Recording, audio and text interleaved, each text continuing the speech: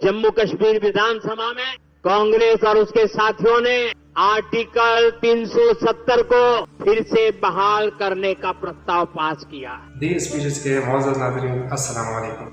नाजरीन, इस वक्त नरेंद्र मोदी और पूरी बीजेपी पार्टी एक और विषय को लेकर चिंतित है, आर्टिकल 370। जी नाजरीन, आर्टिकल 370 को कांग्रेस पार्टी ने बहाल करने का फैसला कर लिया। अब नरेंद्र मोदी की जानिब से ये इल्ज़ाम है कि आर्टिकल 370 को बहाल करने का मतलब है कश्मीरी हिंदुओं के साथ ज्यादती है और उनको गर बदर करने का जो है ना, ये उनका कांग्रेस का सोचा समझा एक इकदाम है। एक और मजहब कार्ड खेला जा रहा है नरेंद्र मोदी की जानिब से कांग्रेस के खिलाफ। नाजरीन, आर्टिकल 370 क्या है और नरेंद्र मोदी ने और क्या इल्जाम लगाए हैं राफेल गांधी के खिलाफ, तो चलिए वो इस वीडियो में देखते। इन दिनों पूरा देश एक और संवेदनशील विषय को लेकर चिंतित है। जम्मू कश्मीर विधानसभा में कांग्रेस और उसके साथियों ने आर्टिकल 370 को फिर से बहाल करने का प्रस्ताव पास किया है।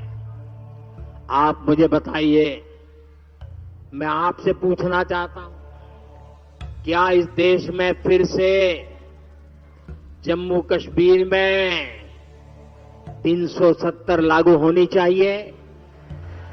थोड़ी ताकत से बोलिए ताकि कांग्रेस वालों के कान फट जाए। क्या फिर से 370 लागू होनी चाहिए? क्या 370 को लागू होने देंगे? तो ये कौन लोग हैं जो फिर से 370 को लागू करना चाहते हैं? अलगाववादी इसकी मांग करते हैं या नहीं करते हैं? आतंकवादी संगठनों ने 370 हटाने का विरोध किया था कि नहीं किया था? पाकिस्तान 370 का रोड़ा रोता है या नहीं रोता है? जितनी भारत विरोधी ताकत है, सब पे सब 370 का समर्थन करते हैं और वही कांग्रेस की विभाषा बन गई है। कांग्रेस वही भाषा बोलती है। जम्मू कश्मीर ये 370 फिर से लगाना यानी कश्मीर को फिर से हिंसा की आग में झोंकना।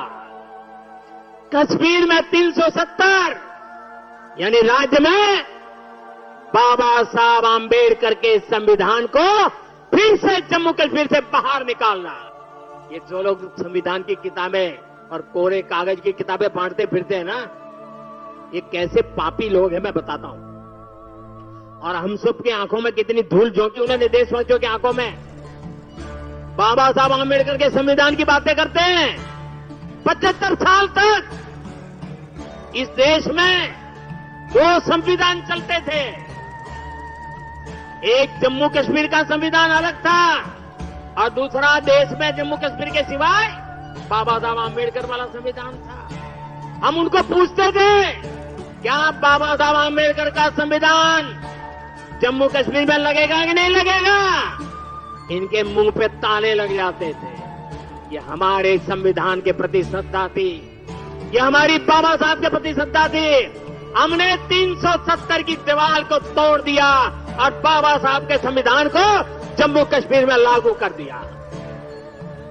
और जब बाबा साहब का संविधान लागू हुआ ना, तब जाकर के 370 हटने के बाद 75 साल के बाद पहली बार कश्मीर और जम्मू के दलितों को आरक्षण मिला। 75 साल तक नहीं मिला था, उनको संवैधानिक अधिकार नहीं मिले थे, पहली बार मिले। कांग्रेस फिर से कश्मीर को दशकों पीछे धकेलना चाहती। कांग्रेस जानती है इसी 370 की वजह से कश्मीरी हिंदुओं को अपना घर छोड़कर भागना पड़ा। ये जम्मू कश्मीर के दलितों और पिछड़ों का अधिकार छीनना चाहती है और यहां महाराष्ट्र में आकर दलितों पिछड़ों से वोट भी मांग रहे हैं। सुना है शायद इसी हफ्ते ये 370 को लेकर के कोई फिल्म आने वाली है। मुझे लगता है आपका जय जयकार होने वाला है पूरे देश में।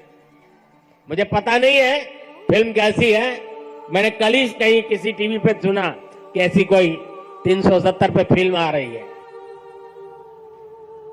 अच्छा है, लोगों को सही जानकारी मिलने में काम आएगी। साथियों, ये 370 की ताकत देखिए। 370 जाने के कारण आज मैंने हिम्मत के साथ देशवासियों को कहा है कि अगले चुनाव में भाजपा को 370 दीजिए और एनडीए को 400 पार कर दीजिए।